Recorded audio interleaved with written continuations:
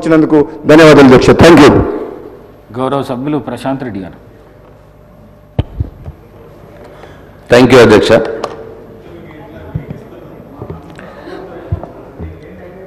మాజీ ప్రధాని డాక్టర్ మన్మోహన్ సింగ్ గారి మృతి పట్ల గౌరవ ముఖ్యమంత్రి గారు ప్రవేశపెట్టినటువంటి సంతాప తీర్మానానికి సంపూర్ణ మద్దతునిస్తూ, అట్లాగే వారి పేరు మీద విగ్రహ ఏర్పాటు విషయంలో కావచ్చు, ఇంకా హరీష్ రావు గారు సూచించినట్టు స్కిల్ యూనివర్సిటీకి వారి పేరు పెట్టడం కావచ్చు, అన్నిటికి కూడా మా సంపూర్ణ మద్దతును వ్యక్తపరుస్తున్నాను అధ్యక్ష. డాక్టర్ మన్మోహన్ సింగ్ గారు వారి మరణం డెఫినెట్గా ఈ దేశానికి తీరని లోటు అని నేను భావిస్తూ ఉన్నాను. వారు గొప్ప ఆర్థికవేత్త, అట్లాగే ఈ దేశానికి అనేక స్థాయిల్లో ప్రణాళిక సంఘం ఉపాధ్యక్షుడిగా, యూజీసీ చైర్మన్గా, ఆర్బీఐ గవర్నర్గా, అట్లాగే ఆర్థిక శాఖ ముఖ్య కార్యదర్శిగా, ఆర్థిక శాఖ మంత్రిగా, చివరకు 10 ఏళ్ల పాటు ప్రధానమంత్రిగా ఈ దేశానికి ఎనలేని సేవలు అందించినటువంటి వ్యక్తి డాక్టర్ మన్మోహన్ సింగ్ గారు. డెఫినెట్గా వారి సేవలు ఈ భారతదేశం ఎప్పటికి కూడా గుర్తుంచుకుంటుంది అని చెప్పి నేను మనవి చేస్తూ, అయితే ఈ సందర్భంగా డెఫినెట్గా ఒక విషయం, డాక్టర్ మన్మోహన్ సింగ్ గారు తెలంగాణ పట్ల ఎప్పుడు కూడా సానుకూలంగానే ఉన్నారు. వారు తెలంగాణ ఉద్యమం పట్ల వారికి గౌరవభావం ఉన్నది.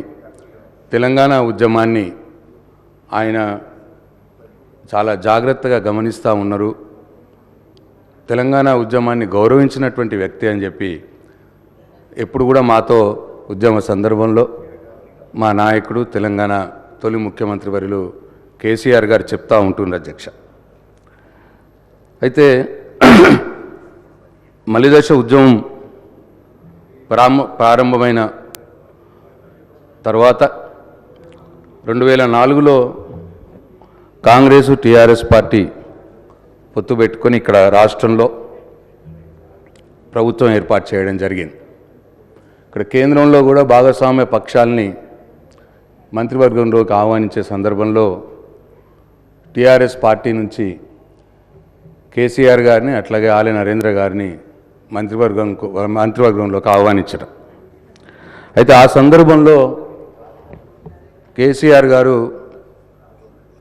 మన్మోహన్ సింగ్ గారితో, సార్ మీ మంత్రివర్గంలో పనిచేయడం మాకు ఒక గొప్ప భాగ్యం, కానీ సార్ తెలంగాణ మీద క్లారిటీ వస్తేనే నేను మంత్రివర్గంలో చేరేదానికి అర్థం ఉంటుంది అని చెప్పి కేసీఆర్ గారిని వారిని అభ్యర్థిస్తే, ఆ రోజు రాష్ట్రపతి ప్రసంగంలో తెలంగాణ అంశాన్ని పెట్టడంలో చాలా ముఖ్య పాత్ర పోషించిన వ్యక్తి డాక్టర్ మన్మోహన్ సింగ్ గారు. అట్లనే దాని తర్వాత కామన్ మినిమం ప్రోగ్రాంలో తెలంగాణ అంశాన్ని చేర్చి, మాకు కేసీఆర్ గారు ఇంటికి వచ్చిన తర్వాత మాకు చెప్పిన విషయం ఏంటంటే, తెలంగాణ రాష్ట్రం అంశం ఒక రాష్ట్ర స్థాయిలో ఉన్నటువంటి అంశాన్ని ఇవాళ మన్మోహన్ సింగ్ గారు ఇవాళ దేశ స్థాయిలోకి తీసుకుపోయినారు, కామన్ మినిమం ప్రోగ్రాంలో పెట్టి. ఇది చాలా తెలంగాణ ఉద్యమానికి దక్కినటువంటి గౌరవం అని చెప్పి ఆ విషయం మా కేసీఆర్ గారు ఆ రోజు చెప్పడం జరిగింది. అయితే సరే, దురదృష్టవశాత్తు ఆనాడి రాష్ట్రంలో ఉన్నటువంటి సీమాంధ్ర నాయకుల వ్యతిరేకత వల్ల తెలంగాణ రాష్ట్ర ఏర్పాటు 10 సంవత్సరాలు డిలే అయింది. ఆ విషయంలోకి నేను పోను అధ్యక్ష. అయితే ఇంకొక సందర్భంలో 2014లో తెలంగాణ రాష్ట్ర ఏర్పాటు బిల్లు పాస్ అయ్యే సందర్భంలో ఇంతకుముందు రాజగోపాల్ రెడ్డి గారు చెప్పినట్టు, అంతకు ముఖ్యమంత్రి గారు కూడా చెప్పినట్టు, వారు చాలా ప్రత్యేక శ్రద్ధ తీసుకున్నారు అధ్యక్ష.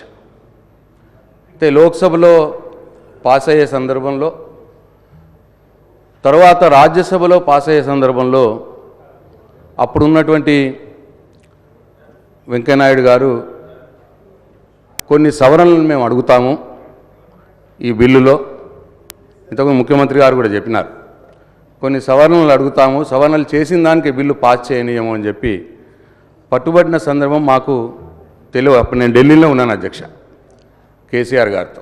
ఆ విషయం తెలిసిన తర్వాత కేసీఆర్ గారు అట్లాగే కొందరు ఎంపీలు కొందరు నాయకులతో మన్మోహన్ సింగ్ గారి దగ్గరికి వెళ్ళాం.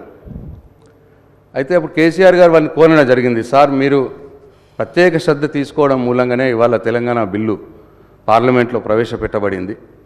దయచేసి ఇట్లా మాకు వార్తలు వచ్చినాయి, రాజ్యసభలో ఇట్లా జరగబోతున్నదట, మీరు దయచేసి ఒకటే నిమిషం, మీరు దయచేసి మీరు వ్యక్తిగతంగా శ్రద్ధ తీసుకొని దీన్ని మూవ్ అయ్యేటట్టు చేయండి అని ఆయనకి రిక్వెస్ట్ చేస్తే ఒక డే అంతా మన్మోహన్ సింగ్ గారు రాజ్యసభలో కూర్చొని అటు వెంకయ్యనాయుడు గారితో అరుణ్ జైట్లీ గారితో అందరితో మాట్లాడి వాళ్ళని కన్విన్స్ చేసి నేను మీకు ఏమైనా కావాల్సినవి ఉంటే నేను ప్రధానిగా నేను హామీ ఇస్తున్నాను మీకు, కానీ బిల్ మాత్రం పాస్ చేయండి, సవరణలు ఏం పెద్ద సూచించకండి అని చెప్పి వాళ్ళని కన్విన్స్ చేసి ఆ రోజు బిల్ పాస్ చేయడంలో ముఖ్య పాత్ర పోషించాడు.